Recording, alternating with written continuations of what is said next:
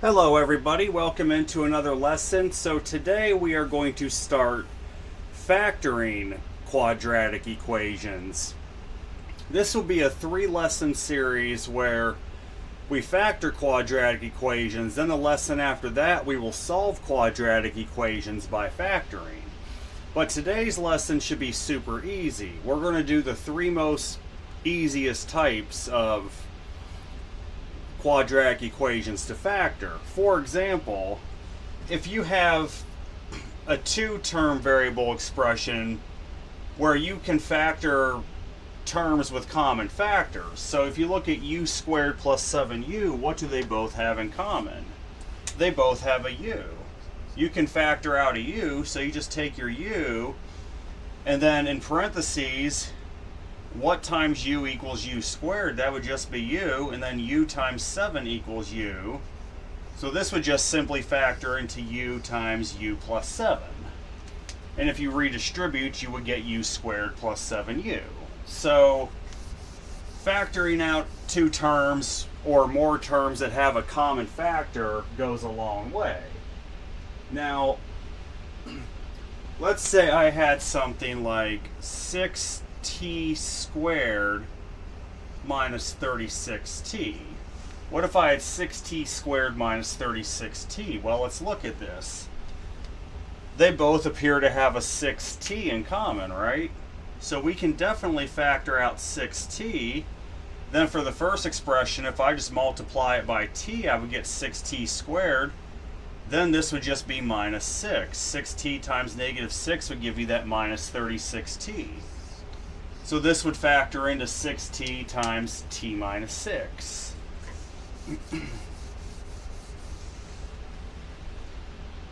And then let's see here. Yeah, so that's really it for those. It doesn't get much easier than that. These are probably the easiest ones. Now, the next type that's also fairly simple, which you will probably recall from Algebra 1, the ones we just did, honestly, are more pre-algebra level, but Algebra 1, we learned about the difference of squares. Where if you have 2 terms that are both difference of squares, for example here, I give you something like x squared minus 25. In order to have a difference of squares, there can't be an x to the first term. You literally will just have some form of an x squared term. It may have a coefficient on it, or the coefficient could just be 1. And then to the right of the minus sign, you'll have a constant. So there is no x to the first term in it. It's literally just the difference of 2 squares. If you remember, you just take the square root of both terms, you'll get a product 1 where you have x plus the positive square root of 25, so you get x plus 5. Then you'll have another product where you would get x minus 5, so you would get x minus the square root of 25. So there's your difference of squares. You take the square root of x and the square root of 25, you'll get 2 quantities where one is both of them are going to have positive x, but for your minus 25, you'll have 1 plus 5, 1 minus 5, each of those being the square root of 25.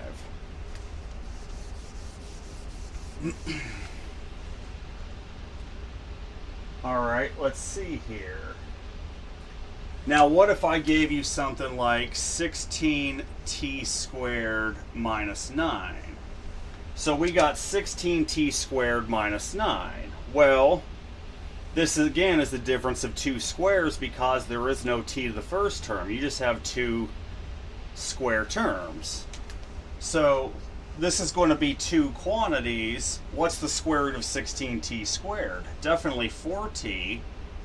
What's the square root of 9? It's 3. So you'll have one quantity that's 4t plus 3, and one quantity that's 4t minus 3. And if you FOILed all this back out, you would end up getting 16t squared minus 9. So you would get the quantity of 4t plus 3 times the quantity of 4t minus 3. Let's write with a different color this time. Alright, so let's see. We have 49 minus 100a squared. So this time you have the variable term to the right of the minus sign. That's okay, you're going to do it the same way. But this time the constant term's to the left of it. So what's the square root of 49? It's going to be 7. Now what's the square root of 100a squared? That's 10a. So what this is going to turn into is 7 plus 10a. So the sign, the number to the left, the number or the term, I should say, to the left of the minus sign, it's just the positive square root. The number to the right of the minus sign, you'll take both the positive and negative square root of it. So you'll get one term of 7 plus 10a times a term of 7 minus 10a. And that would be the solution to this would be 7 plus 10a times the quantity of 7 minus 10a. All right.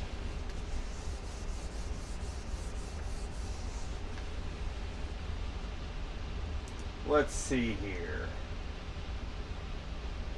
Now, what if I had something like this? I have 18x squared minus 2. So I have 18x squared minus 2. This is obviously a difference of two squares, right? You have no x to the first term, you just have two terms that are squared, a difference of two squares. But do you notice something? They both have a common 2 that'll factor out. If you have anything that will factor out before you evaluate the difference of the squares, do that. So in this case, you're going to pull a common 2, then of course you would end up in the parentheses, you would get 9x squared minus 1. Because when you factor, you want to factor completely. So this turns into 2 times the quantity of 9x squared minus 1. Well, 9x squared minus 1 is still the difference of two squares, right? You have your 2 on the outside, but the square root of 9x squared, that's 3x. The square root of 1, you have two square roots, you'll have positive 1, so you'll get 3x plus 1 for your first quantity, and then you'll get 3x minus 1 for your second quantity. So the complete factorization will be 2 times the quantity of 3x plus 1 times the quantity of 3x minus 1.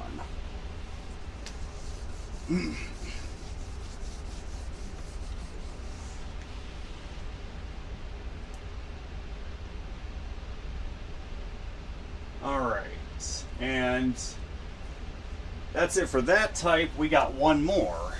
We have one more that's very big. So notice the difference of squares. We were foiling the factors of difference of squares yesterday. We're working in reverse today. Now we have what's called a perfect square trinomial. We have the perfect square trinomial, which means 3 terms. It's a quadratic equation with 3 terms. And you get a perfect square trinomial from taking a binomial squared. So let's give you an example here, okay? Let's say you got something like this. X squared plus 4x plus 4. So we have x squared plus 4x plus 4. This is what's called a perfect square trinomial. How to test to see if it's a perfect square trinomial is take the square root of x squared. What is the square root of x squared? That just equals x, right? What's the square root of 4? Just the general square root of 4. That's going to be 2. You have a positive sign in the middle, so that means you're going to take the positive square root of 4. If you had a negative sign in the middle, then you would take the negative square root. Now, the idea is, does the middle term for x, does it equal 2 times the square root of the first and third term? does it equal 2 times the square root of the first and third term? In this case, does 4x equal 2 times x times 2?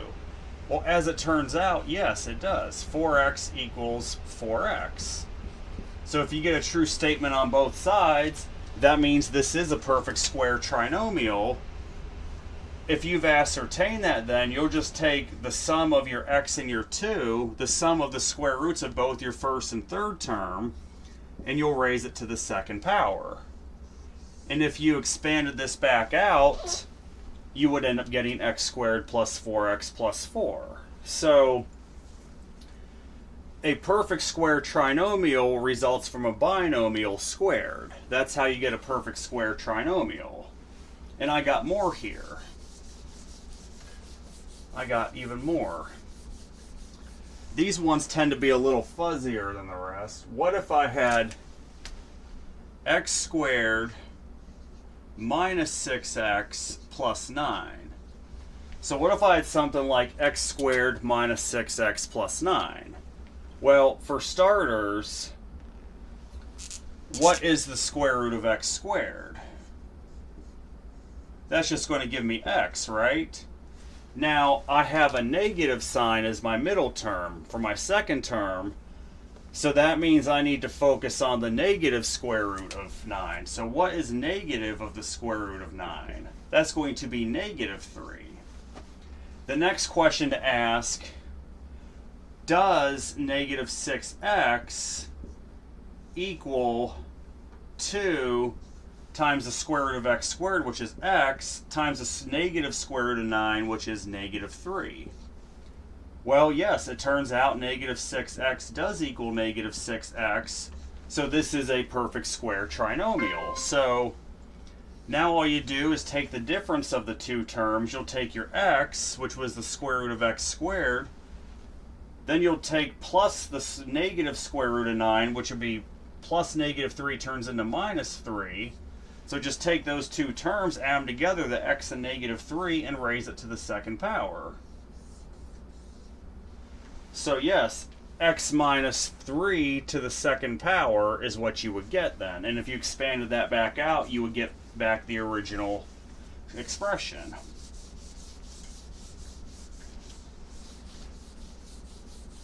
Now, what if I had something like this here? X squared plus 5x plus 4.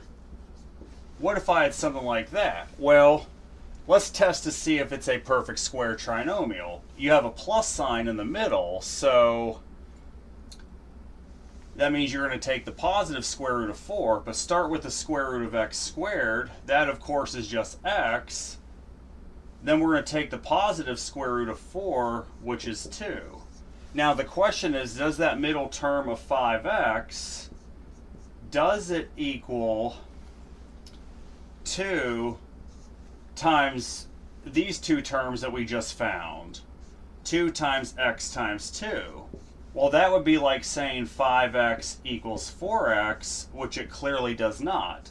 So that means it's not a perfect square trinomial. Now in the next lesson we will be able to factor expressions like that, but we're not going to do that today. But if the middle term does not equal 2 times the square root of the first term times either the positive or negative square root of the second term, depending upon the sign of your middle term, then you don't have a perfect square trinomial. That's how you're going to determine real quick. And if you were very proficient with Algebra 1, you probably already know how to do this, but I'm just doing it as a review. Alright. Now, what if I had something like 4r squared minus 4r plus 1? So this is a little bit different. The coefficient on the r squared is not 1. Well, is it a perfect square trinomial? Let's take the square root of 4r squared first. Square root of 4r squared would actually give you what? It would give you 2r. Now, the sign on the middle term, that 4r, is negative. That's a negative 4r. That means we need to take negative of the square root of 1. So, if I take negative of the square root of 1, I'll just end up getting negative 1. Now the $1,000,000 question is, does that middle term of negative 4r, does it equal 2 times the square root of your first term, which is 2r, times the negative square root of your third term, which is 1? Well, as it turns out, yes it does. Negative 4r would equal negative 4r. So this is a perfect square trinomial, which means then that you're going to end up getting the square root of your first term, which is 2r, plus the negative square root of your third term, which is negative 1, and you'll raise that to the second power. So this would factor into 2r minus 1, that quantity, to the second power. I'm taking my time with these a little bit more because these are a little more work than the previous two types we did. All right, what if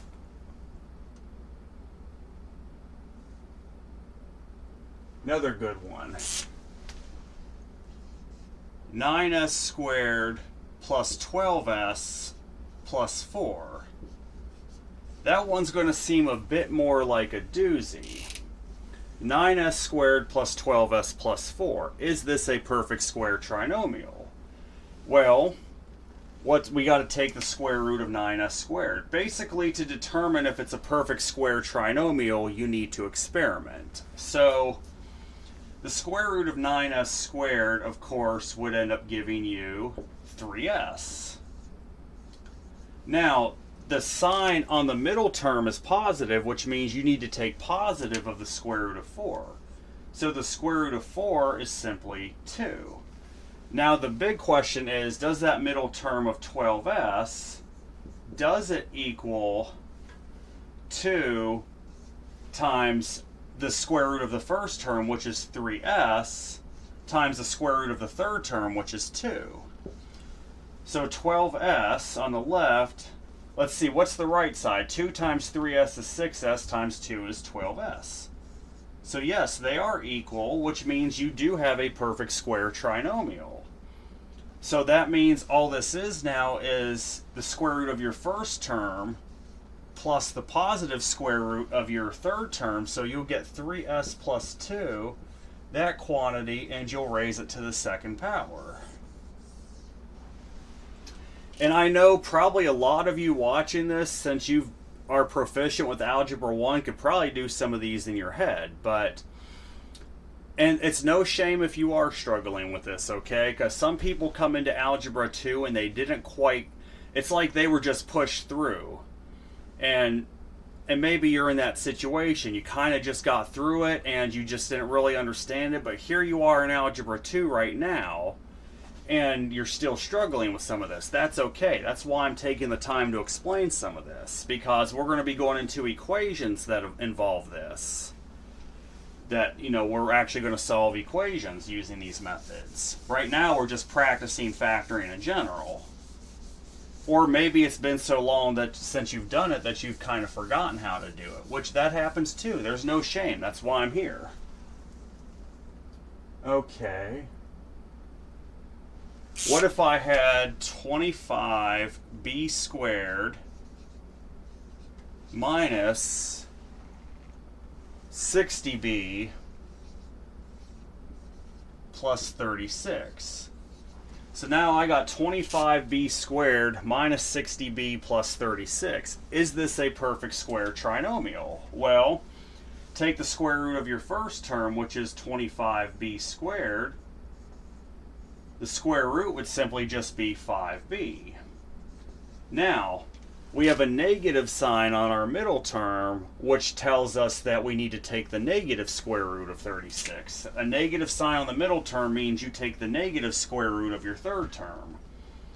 So negative of the square root of 36, well, that would just be negative 6.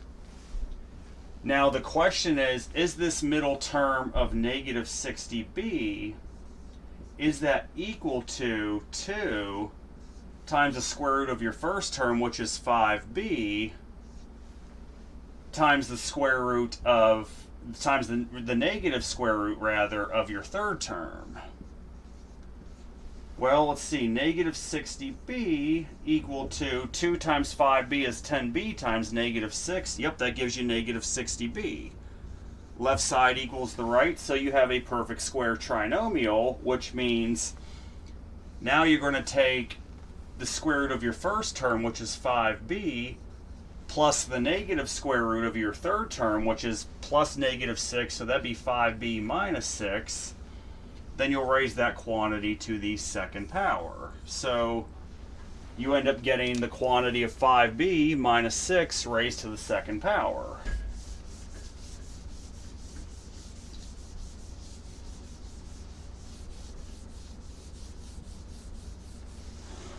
All right.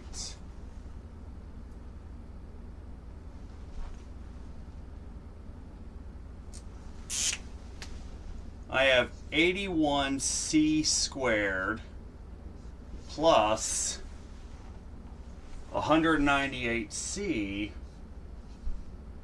plus 121.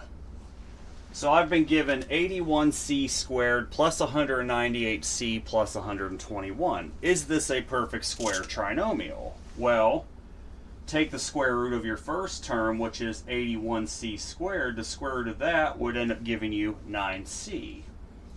Now, the sign on the middle term is positive, which means for the third term we need to take the positive square root of 121.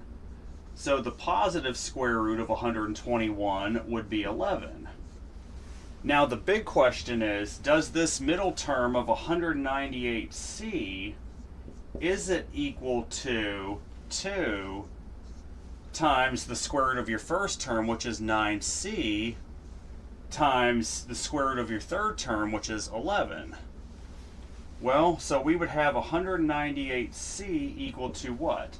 11 times 9c is 99c times 2 is in fact 198c. Left side equals the right, so this is a perfect square trinomial.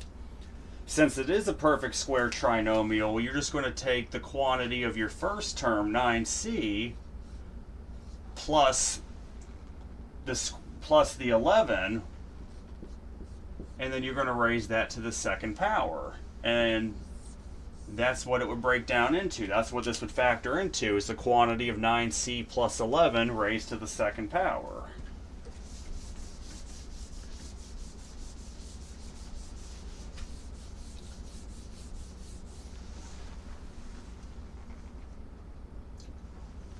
All right, how about this one?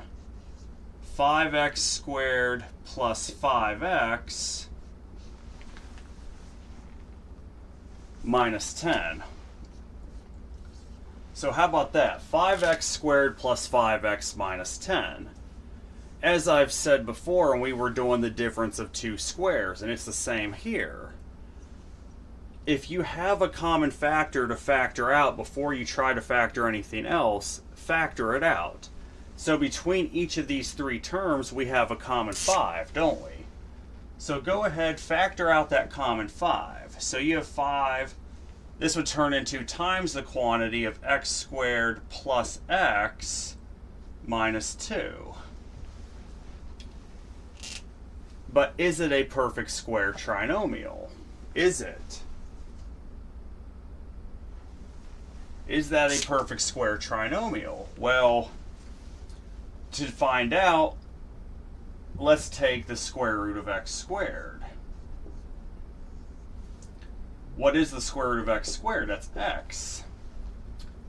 Now, the middle term is positive, which means we need to take the positive square root of negative 2. Well, hold on a second. The square root of negative 2, well, in the real number system, there is no solution to negative square roots. So this would not be a perfect square trinomial. This is not a perfect square trinomial because there's not even a real number solution. So this is literally as far as we can go. That is as far as we can go for factoring. 5 times the quantity of x squared plus x minus 2. Sometimes that's all you can get to. You're not always going to have a perfect square trinomial. Now, what I would like to address is, in a few lessons from now, the negative square root. It's true that there's no real number solution, because if you just take the square root of a number, just the default square root by itself without putting a positive or negative sign on it, you'll always get, the minimum you'll get's a 0. You'll always usually get a positive. You'll get a value greater than or equal to 0. Never a negative value. Well, in a few lessons, we're going to talk about the whole complex number system and imaginary numbers where that changes. But for now, we're not there just yet. All right.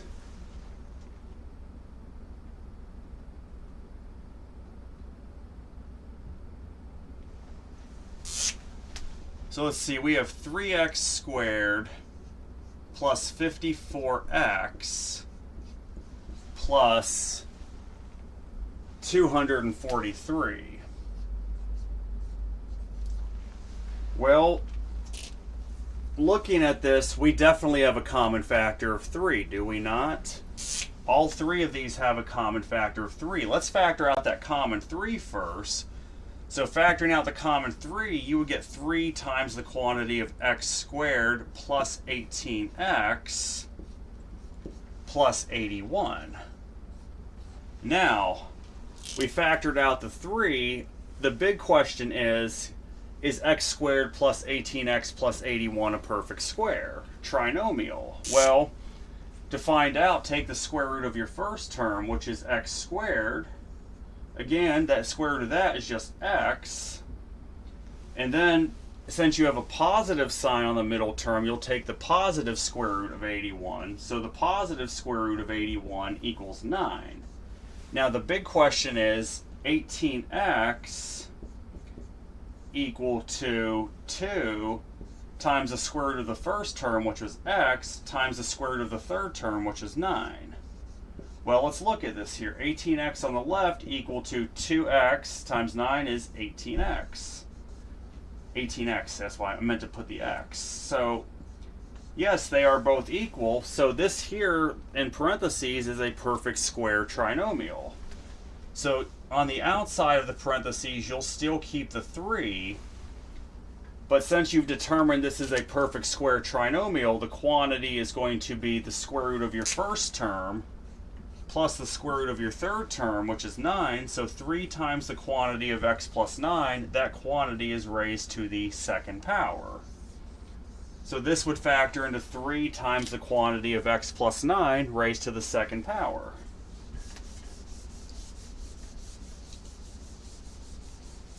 Shouldn't have many more here.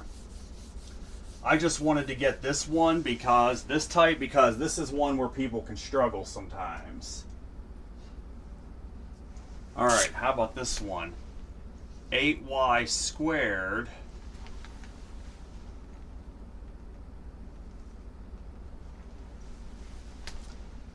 minus 28y minus 60. Well, let's take a look at this here. Are there any common factors to start with? Each of these terms have a common 4, do they not? If we do factor out the 4, that quantity would turn into 2y squared minus 7y minus 60. Well, this is what you have here. This is clearly not a perfect square trinomial because your third term's negative. If your third term's negative, you could throw out the idea of a perfect square trinomial right away.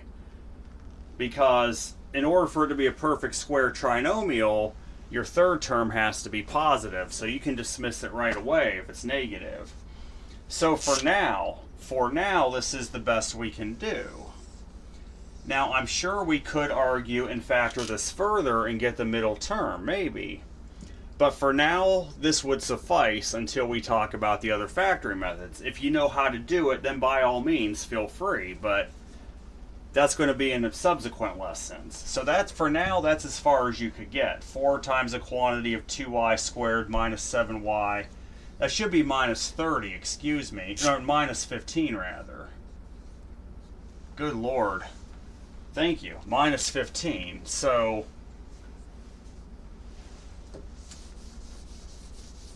now,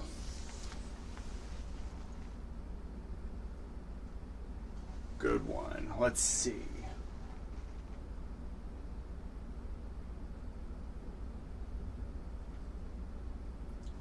Oh, here's a good one. Negative of v squared plus 2v minus 1.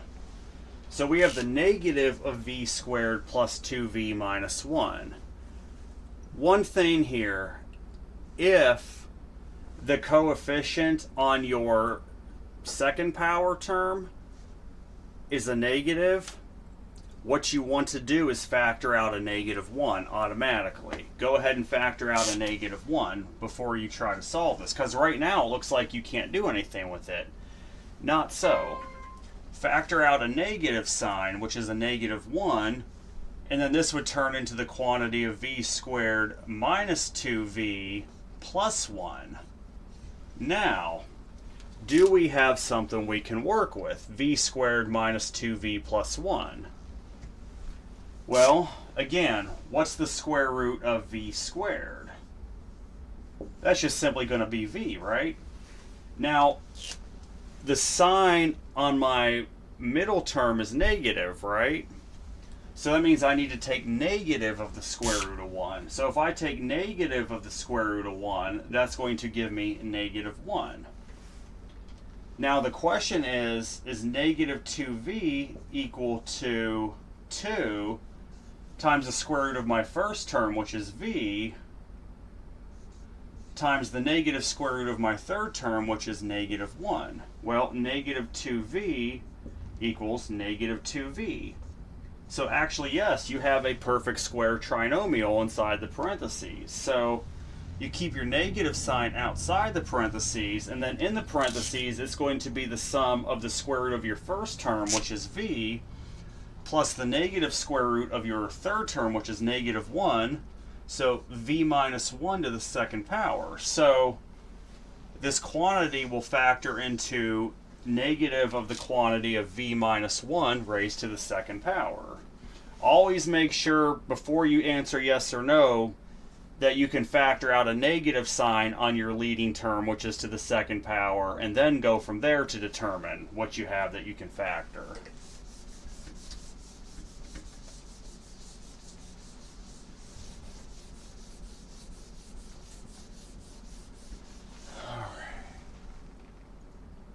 We have one more, then we're done. So how about 2d squared